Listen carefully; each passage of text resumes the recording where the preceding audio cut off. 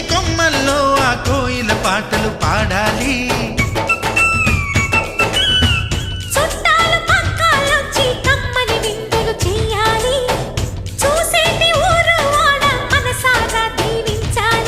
నలుగురు కలిసి చేతులు కలిపి మన కలలన్నీ పండించాలి.